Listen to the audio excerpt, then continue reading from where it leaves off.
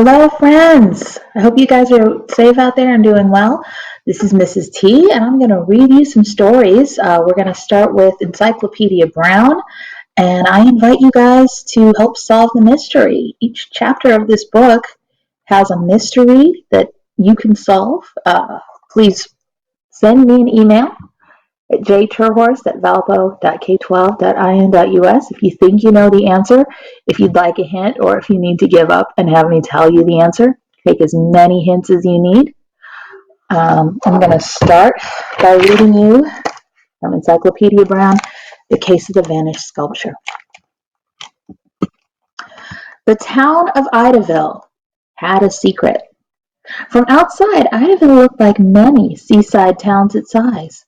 It had several banks, movie theaters, delis. It had churches, synagogues, and clean beaches. Nevertheless, Idaville was different. No one, grown up or child, ever got away with breaking the law in Idaville. The popular choice for who could have solved these crimes was Chief Brown, the Idaville's police chief. He was brave and smart, and he always knew what to do with an especially hard mystery. He went home to eat. His only child, 10-year-old Encyclopedia, solved the case at the dinner table. And usually he only needed to ask one question. Chief Brown wanted to tell the world about his son Encyclopedia. Yet who would believe him? Who would believe that a fifth grader belonged in the Detective Hall of Fame? So Chief Brown said nothing, and neither did Mrs. Brown. Encyclopedia wasn't looking for the spotlight. He had read more books than almost anyone, and he never forgot what he read. That was how he got his nickname. Only his teachers and parents called him by his real name, Leroy.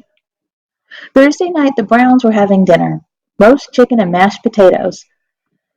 Chief Brown put down the gravy boat and said, "This museum case has me stumped." "What happened?" asked Encyclopedia. "A small statue was stolen. It was a statue of the Roman god Mercury." "How small is small?" asked Mrs. Brown. "It's only about a foot tall," said Chief Brown, "and pretty heavy, too. It was carved out of marble. The robbery took place a couple hours after the museum closed." "Doesn't the museum have security cameras and an alarm system?" asked Mrs. Brown. "They certainly do," said the chief, "and they're very good ones. We've reviewed the tapes. They show that all the museum visitors left when they were supposed to." "And after that?" "After that," Chief Brown said, "the security camera was mysteriously turned off. Now, it made sense that the alarm system was not activated for the night people who were still working inside, but the security cameras are never turned off on purpose. That points to an inside job. There were 3 employees inside the museum at the time of the robbery. One was the curator of antiquities. The second was a security guard. The third was a janitor. All of them claimed to be innocent."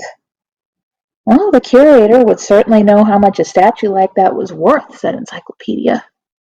"Yes, in fact, he told us that the statue is worth $100,000. However, he's not sure how to turn off the security cameras." "The security guard could do that," said Encyclopedia. "He could," his father agreed, "but he claims he was nowhere near the control room, which is where the switch is. We dusted the switch for fingerprints, and the place was as clean as a whistle." "What about the janitor?" asked Mrs. Brown. The chief shrugged. "He says he knows nothing about art. If you need advice on washing a floor, though, he's your man." "Have you arrested anyone?" questioned Mrs. Brown. "No," said the chief. "The problem is the 3 suspects all give each other alibis. They were all in the building at the same time. They even said goodbye and hello to each other. The security guard saw the janitor washing the floor of the lobby. Both the security guard and the janitor saw the janitor later rolling the pail away with the mop over his shoulder when it was time to go. They waved at him when he left. Apparently, they're a very polite staff." "I don't suppose you can arrest them all," said Mrs. Brown. "No," said the chief, "not unless we thought we were working together. We interviewed all the employees. I'm afraid if we don't zero in on one of them soon, the trail will go cold." "I don't know about that," said Encyclopedia. "I think I know who has artfully hidden his guilt."